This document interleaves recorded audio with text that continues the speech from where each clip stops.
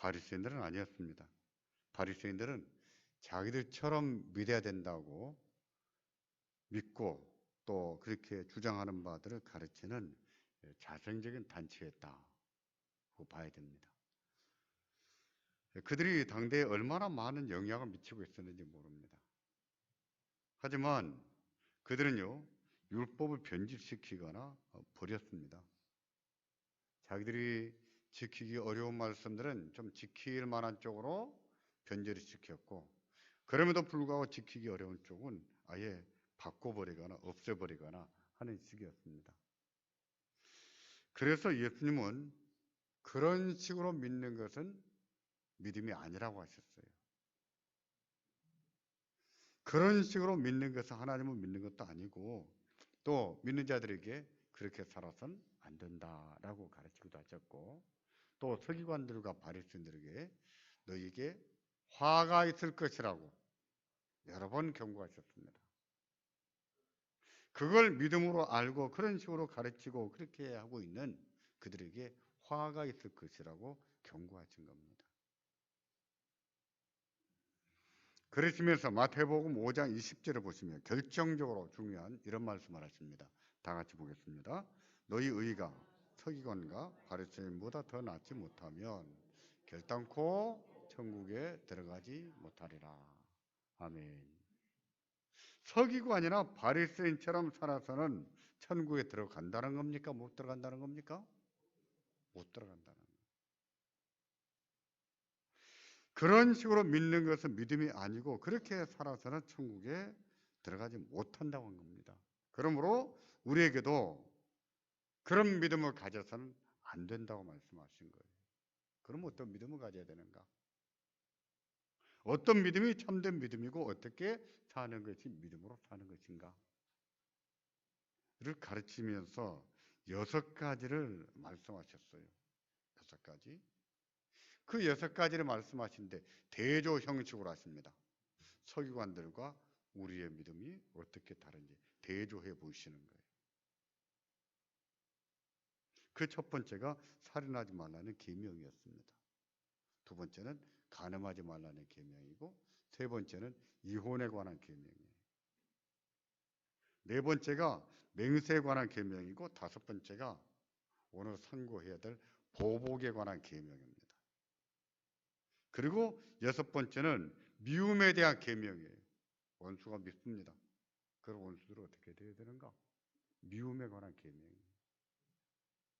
이것을 말씀하시면서 대조 형식으로 말씀하신 것은 뭐가 틀렸고 뭐가 옳은가를 우리에게 분별하라는 뜻이죠. 우리에게 어떤 믿음을 가져야 되는가를 판단하는 것이에요. 따라서 우리가 산상보훈을 읽을 때도 예수님이 말씀하신 그런 취지를 잘 이해하고 읽어야 됩니다. 그리야 할 때에 참 믿음이 무엇인지, 어떻게 사는 것이 믿음으로 사는 것인지 알 수가 있겠지요. 요즘 사람들은 조그만 일에도 분노를 잘합니다. 보복을 그냥 합니다.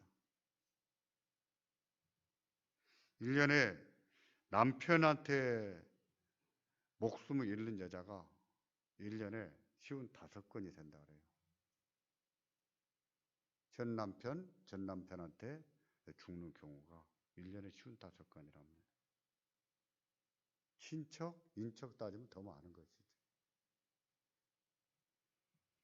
조금만 참아주고 조금만 양보하고 조금만 이해했으면 잘 살았을 것 같은데 그 순간의 감정, 그것을 참지를 못해서 보복하는 것을 우리 사회에서 참 흔히 볼 수 있습니다. 연애 폭력도 있잖아요. 데이트 폭력. 데이트하다가 헤어질 수 있는 거예요. 연애하다가 헤어질 수 있는 거예요. 그걸 왜 못 받아들이고 죽이고 때리고 합니까? 우리 사회에 이처럼 보복이 만연해 가는 것을 볼 수 있습니다. 보복이 보복을 낳고, 보복이 경제적인 피해도 낳고, 보복이 형사 처분도 받게 합니다. 한번 참았을 거면 좋았을 것을. 좀 받아들였으면 좋았을 것을. 그 순간에 분을 사귀지 못해서 큰 오점을 남기고 인생을 말아먹는 일들이 생겨나고 있습니다. 요즘도 문제가 되고 있습니다만 한동안에 심각한 문제로 부각이 됐던 보복운전도 그 중에 하나입니다. 옆차가 끼어들거나 뒷차가 상향등을 켰다고 고속도로 한가운데서 차를 세웁니까? 100km, 120km 달려야 되는데 고속도로 한가운데 차를 세워놓고 시비를 가립니까? 아무리 그렇다고 야구방망이를 꺼내서 상대방 차의 유리창을 깨부숩니까?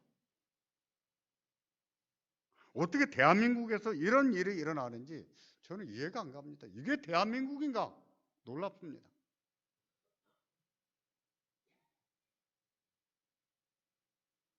그 방망이는 언제 준비했을까요? 항상 준비하고 다니는 거 아닐까요? 항상 보복한 준비를 하고 다니는 것이 아니겠어요? 그렇게밖에 이해가 안 되는 거지. 시내 도로나 고속도로 운전을 하다가 갑자기 끼어들면 진짜 깜짝깜짝 놀랍니다. 여러분도 끼어들기 하실 때 조심하세요. 제 입에서 욕이 나옵니다. 자동차 운전 중에 아니라 그냥 줄 서 있다가 누가 새치기 하나 했다면 에이 이러고 말았을 것을 운전 중에는 이게 왜 이렇게 예민하게 자극이 되는지 몰라요. 전문가들은 이에 대해서 말하기를 목숨의 위협을 느끼기 때문이다 라고 답을 하더군요. 그런 것 같아요. 그러므로 끼어들게 하는 분들도요, 좀 양해를 구하고 하든지, 좀 미리미리 멀리서 하든지, 좀 애교스럽게 끼어들든지, 좀 뭔가 끼어들어도 상대방에게 위협을 주지 않도록 조심할 필요가 있는 겁니다. 그렇지 않다가 보복을 당하면 그 얼마나 속상합니까? 하지만 그렇다고 해서 보복하면 되겠어요? 그렇다고 야구방망이를 들고 덤벼듭니까?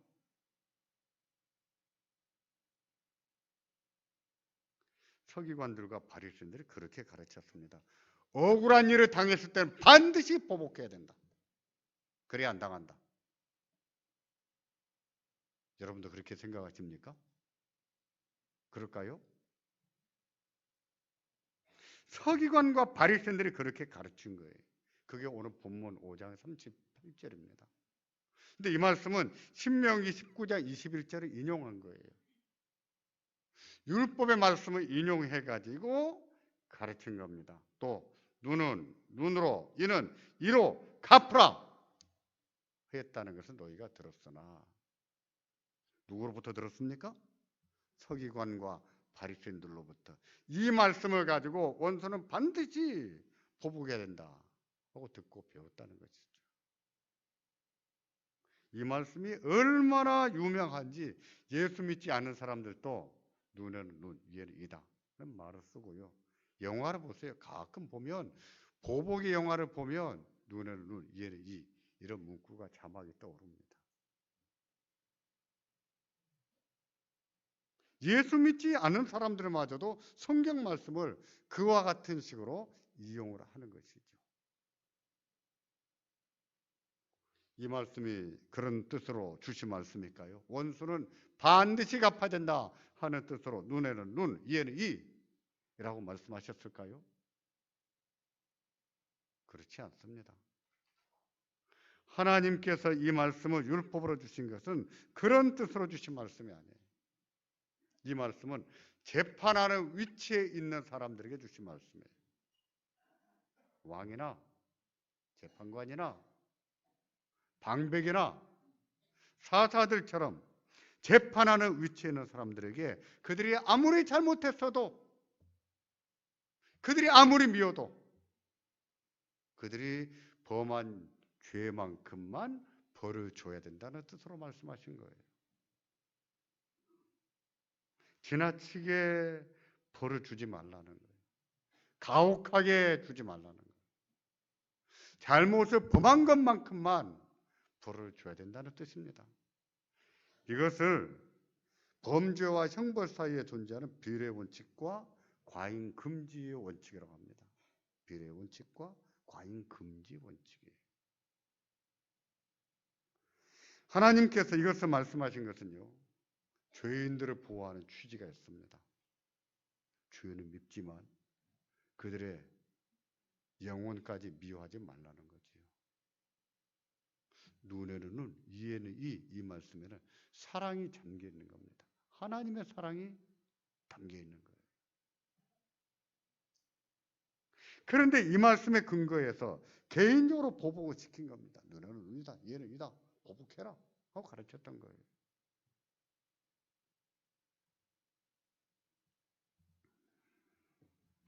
다시 말씀드리지만 그렇게 가르친 것은 하나님 말씀 변절한 것이고 악용한 것입니다. 그런데 우리가 서기관과 바리새인들처럼 보복을 하면 되겠습니까?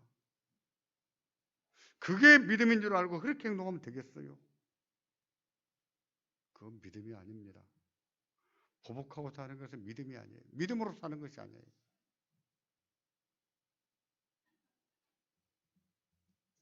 예수님께서는 보복을 금지하시면서 그 예로 4가지를 제시하셨습니다. 4가지 중에 오늘 한 가지만 선고하겠습니다만 오늘 본문 39절을 보십시오. 그 첫 번째에 대해서 이렇게 말씀을 합니다. 다 같이 보겠습니다. 나는 너희에게 이르노니 악한 자를 대적하지 말라. 누구든지 오른편 뺨을 치거든 왼편도 돌려대며. 악한 자를 대적하지 말라고 했습니다. 이 말은 개인적인 보복 금지예요. 개인적인 보복 금지입니다. 법치와 하나님께 맡겨야 되지 개인적으로 보복해서는 안 된다는 뜻입니다. 성경은 악한 자에 대해서 대적하지 말라고 하면서 단순히 대적하지 않는 것으로 끝내지 않습니다. 많은 예를 제시하고 많은 경우에 이 부분을 말씀하시는데 로마서 12장 17절을 보시면은 악한 자를 대적하지 않는 것에 대해서 궁극적으로 이렇게 말씀을 합니다. 아무에게도 악으로 악을 갚지 말고 모든 사람 앞에서 선한 일을 도모하라. 다시 들어보십시오. 아무에게도 악으로 악을 갚지 말고 모든 사람 앞에서 선한 일을 도모하라. 누구한테 선한 일을 도모하라는 것일까요? 악한 자들에게도. 악한 자들에게도. 또 12장 21절은 이렇게 말합니다. 악에게 지지 말고 선으로 악을 이기라. 악에게 지지 말고 선으로 악을 이기라. 악한 자들을 악하게 대적하지 말라는 것이죠. 선으로 악을 이겨라 하고 말씀을 합니다. 보십시오. 선한 일을 도모하라는 것과 선으로 악을 이기라는 것은 그들 원수같이 행동하는 그들에 대해서 친절하게 대하라는 거예요. 친절하게. 개인적으로 보복하지 말고 원수가 줄이거든 먹을 것도 주고 그들이 목말라 하거든 마실 것도 주라는 겁니다. 이게 악한 자를 대적하지 말라는 말씀의 궁극적인 의미예요. 악한 자가 악하게 굴지만 개인적으로는 보복하지 말고 그들에게도 자비를 베풀어야 된다는 것이죠.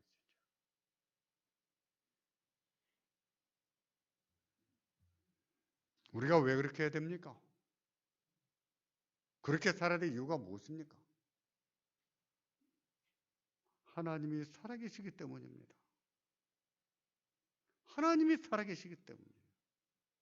우리 눈에 안 보이는 하나님이시지만 어느 또 살아계셔서 우리가 어떻게 사는가를 지켜보고 계시기 때문이에요.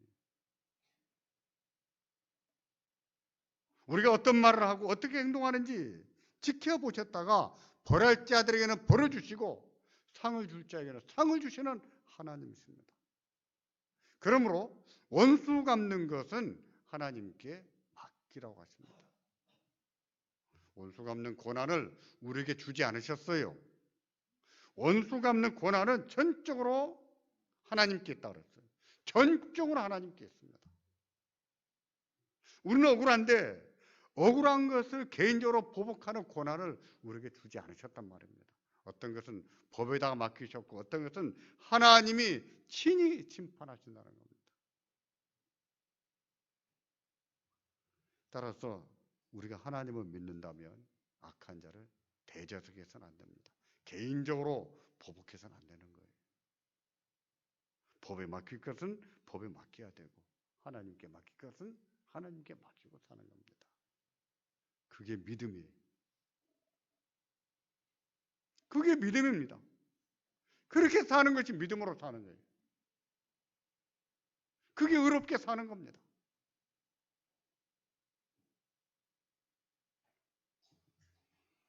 이제 그 첫 번째 예를 살펴보겠습니다. 누구든지 내 오른편 뺨을 치거든 왼편도 돌려대라고 했습니다. 누군가가 여러분의 오른편 뺨을 쳤어요. 상대방은 어느 손으로 쳤습니까? 잘 모르겠습니까? 두 분이 마주보고 한번 쳐보세요. 나는 오른편을 맞았습니다. 상대방은 어느 손으로 쳤을까요? 왼손으로 친 거예요. 근데 오른편 뺨을 얻어 맞았으면 왼편도 갖다 대라고 하십니다. 그럼 상대방은 이번에는 어느 손으로 치지요? 오른손으로 치는 거예요. 성경에서 유대인 성도들에게서 오른쪽이 갖는 의미가 있어요. 그것은 권세를 의미하기도 하고 힘을 의미하기도 하고 영광을 의미하기도 하는 거예요. 오른손으로 당했다. 이것은 엄청난 거예요. 근데 왼편은 돌려댑니까? 돌려댔다가는 더 세게 얻어맞을 수 있어요. 저는 20살이 갓 넘었을 때에 이 말씀 때문에 교회에 다닐 자신이 없었습니다. 교회 다니면은 하나님 말씀대로 살아야 되는데 오른편 뺨을 얻어맞고 왼편을 갖다 돌려댄다. 그럴 자신이 없었던 거예요. 뭐가 문제였을까요? 이 말씀을 문자적으로 이해한 것이죠. 문자적으로. 이게 문제였던 거예요. 그런데 보십시오. 오른편을 얻어맞은 후에 왼편을 대면서 또 때려봐. 또 때려볼래? 그러면 상대방은 더 때리겠어요? 안 때리겠어요? 더 때리죠. 이번에는 한 대만 때린 것이 아니라 두 대, 세 대를 때릴 수 있어요. 예수님이 그거 하라고 말씀하는 것입니까? 네가 나를 때렸어? 또 쳐볼래? 또 쳐봐. 상대방을 더 화나게 만들 수 있어요. 이번에는 한 대가 아니라 세 대, 네 대를 맞을 수 있어요. 예수님이 이 말씀을 하신 것은 문자적인 의미로 돌려대라고 하신 것이 아닙니다. 예수님께서 이 말씀을 하신 것은 보복하고 싶은 마음을 버리라는 뜻이에요. 반응적인 강조입니다. 한 대 맞으면 억울하지만 너무 분하지만 정말 보복하고 싶겠지만 그 마음 버리라는 거예요. 그 마음을 버리고 하나님께 맡기고 그 보복하지 말라는 거예요.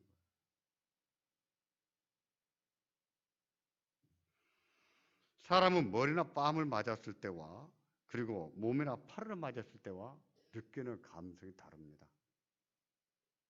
몸이나 어디 팔이나 한 대 맞았으면은 그래도 모멸감을 느끼진 않아요. 하지만 뺨이나 머리통을 맞았을 때는 모멸감을 느끼지요. 근데 뺨을 맞았습니다. 누가 가만히 있겠어요? 누가 분이 안 나겠습니까? 다 나지요. 갚아주고 싶지요. 그런데 그 마음을 버리라는 거예요. 하나님이 살아계신 것을 알고 하나님은 우리의 모든 것을 심판할 것이며 이 선악과를 가려낼 것을 알고 하나님께 맡기고 참으라는 거예요. 그럼에도 보복합니까? 그건 서기관이에요. 바리새인처럼 사는 겁니다. 그건 믿음이 아니에요. 믿음으로 사는 것이 아니에요.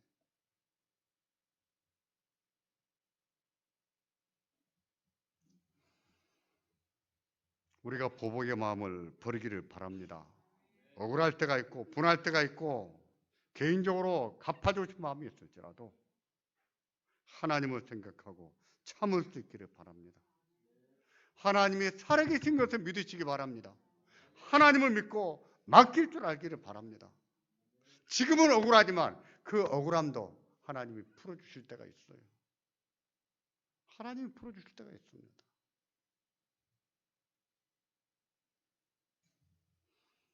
사람은 누구에게나 보복의 심리가 있습니다. 억울한 것, 분한 것을 안 갚음해주고 싶은 마음이 있는데 안 갚음할 때는 내가 당한 것만큼만 하려고 하지 않습니다. 몇 곱절을 하려고 하지요. 몇 배를 갚아줘야 돼요. 한 대 맞았으면 손에 대는 때려줘야 직성이 풀리는 것이 인간이에요. 그런데 그 보복하고 싶은 마음으로 삽니까? 보복이 보복을 낳습니다. 보복이 악을 낳는 거예요. 보복이 자기를 무너뜨립니다. 자신을 망가뜨리는 거예요. 자기 인생을 무너뜨리는 거예요. 지금은 억울하지만 하나님께 맡기라고 하십니다. 세상 사람들은 보복을 하지 않으면 바보 취급하는 경우가 있습니다. 우리가 겁이 나서 힘이 없어서 참는 줄로 알아요. 우리는 그래서 참는 것이 아닙니다. 하나님을 믿기 때문에 참는 거예요. 하나님이 살아계신 것을 알기 때문에 하나님께 맡겨드리는 거예요. 맡길 줄 아는 것이 믿음이에요. 그 믿음으로 사는 것이 하나님의 자녀들입니다. 우리에게 이런 믿음이 있기를 바랍니다. 하나님께 맡길 줄 아는 믿음, 하나님을 하나님으로 인정해드리는 믿음, 우리 하나님을 살아계신 하나님으로 대접해드리는 믿음이 있기를 바랍니다. 그리고 하나님이 우리 아픔과 슬픔과 억울한 것도 풀어주시고 하나님은 우리 눈에 눈물도 씻겨주시는 은혜가 있으시기를 주의 이름으로 축원합니다. 기도하겠습니다.